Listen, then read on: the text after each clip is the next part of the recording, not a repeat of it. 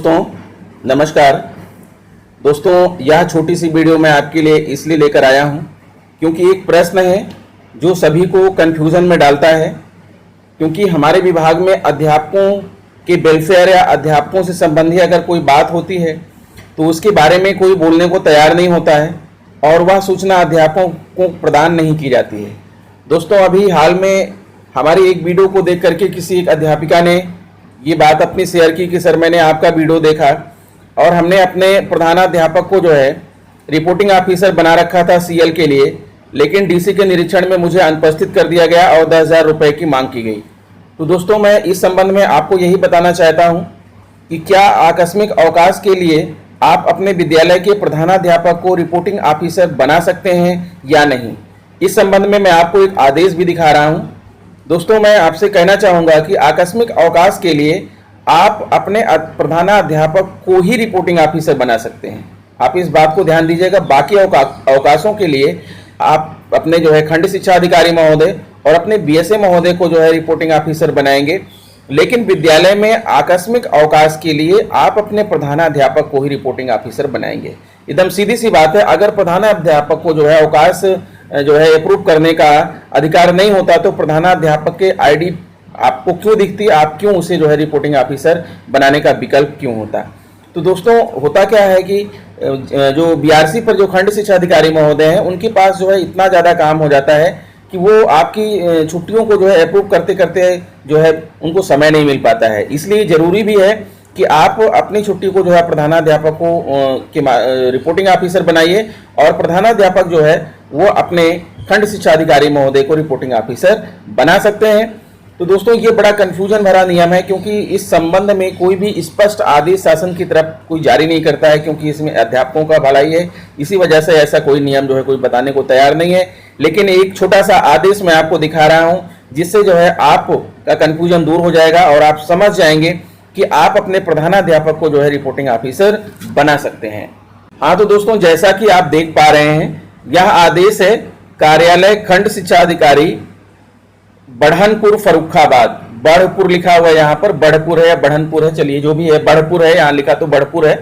तो कार्यालय खंड शिक्षा अधिकारी बढ़पुर फर्रुखाबाद, पत्रांक मानव संपदा क्रम संख्या 123/3/31/2020 दिनांक 22 सितंबर 2020 को यह आदेश जारी किया है इस जो है एसएसबी खंड शिक्षा अधिकारी महोदय ने। और समस्त सहायक अध्यापक, अनुदेशक, शिक्षा मित्र, प्राथमिक विद्यालय, उच्च प्राथमिक विद्यालय बढ़पुर फर्रुखाबाद।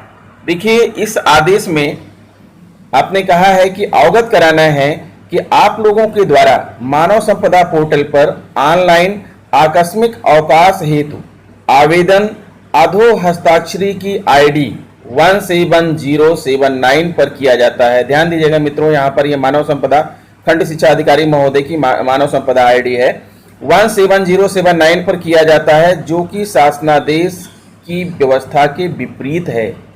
ध्यान दीजिएगा मित्रों, यहाँ पर जो है एक अधिकारी का ये आदेश है और वो ऐसे वैसे अधिकारी नहीं, वो पीसीस लोक सेवा आयोग से चुने हुए अधिकारी हैं, वहां से सिलेक्ट होकर के आए हैं, कोई ऐसे वैसे अधिकारी नहीं है, ठीक है। और उनका कहना है कि आप जो है 17079 पर जो है इस आईडी पर आकस्मिक अवकाश भेजकर आप शासनादेश की व्यवस्था के विपरीत हैं। यानी शासनादेश ये नहीं कहता है कि आप अपना जो है मानो ऑनलाइन आकस्मिक अवकाश आप खंड शिक्षा अधिकारी महोदय को भेजें, बल्कि अधो हस्ताक्षरी की उक्त आईडी पर आकस्मिक अवकाश के अतिरिक्त किसी अन्य प्रकार के अवकाश लेने की स्थिति में ही आवेदन किया जाए। आकस्मिक अवकाश का आवेदन अपने विद्यालय के प्रधानाध्यापक या इंचार्ज प्रधानाध्यापक की मानव संपदा आईडी पर करना सुनिश्चित करें। दोस्तों एक बार फिर से आप आदेश को पढ़ लीजिए। ये जो है एक अधिकारी का आदेश है, ऐसे वैसे किसी व्यक्ति का आदेश नहीं है। अगर वो कह रहे हैं कि शासनादेश की व्यवस्था के विपरीत है, यानी आकस्मिक अवकाश रिपोर्टिंग ऑफिसर बनाना, आकस्मिक अवकाश के लिए खंड शिक्षा अधिकारी महोदय को जो है रिपोर्टिंग ऑफिसर बनाना शासनादेश की व्यवस्था के विपरीत है, तो सीधी सी बात यह है कि हम लोग जो है उनको रिपोर्टिंग ऑफिसर बना करके शासनादेश की व्यवस्था के विपरीत कार्य कर रहे हैं। अर्थात शासनादेश यही है कि हमें रिपोर्टिंग ऑफिसर बनाना है अपने विद्यालय के प्रधानाध्यापक को या इंचार्ज प्रधानाध्यापक को।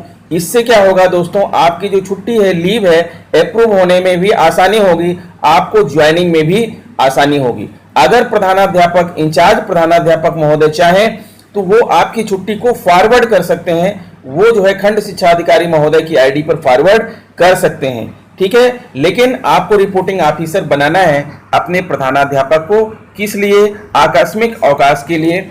और ये खंड शिक्षा अधिकारी महोदय जी हैं संजय कुमार शुक्ला, खंड शिक्षा अधिकारी बढ़पुर फर्रुखाबाद। तो दोस्तों ये छोटा सा आदेश रहा, लेकिन आपकी कंफ्यूजन इससे निश्चित रूप से दूर हुई होगी। तो आप लोग किसी कार्य को दृढ़ता के साथ किया करिए, ठीक है। ये डर डर करके जिंदगी जीना सही नहीं है। हम अगर आकस्मिक अवकाश लेते हैं, अपने प्रधानाध्यापक को हम आकस्मिक अवकाश के लिए रिपोर्टिंग ऑफिसर बनाते हैं, तो हम कोई जुर्म नहीं कर रहे हैं, हम नियमों का उल्लंघन नहीं कर रहे हैं, हम नियम के अनुरूप ही कार्य कर रहे हैं। तो इस तरह के सोच रखना। जैसा कि एक मैडम ने जो है हमको कमेंट किया था कि हमने जो है रिपोर्टिंग ऑफिसर बना दिया प्रधानाध्यापक को आकस्मिक अवकाश के लिए, तो मुझे अनुपस्थित कर दिया गया, 10,000 रुपए की मांग की गई। ये सर्वथा अनुचित है। अगर ऐसी घटनाएं घटती हैं तो आपको उसके लिए आवाज उठानी होगी। मूक बधिर बन के बैठे रहने से निश्चित रूप से हमारा शोषण होता रहेगा।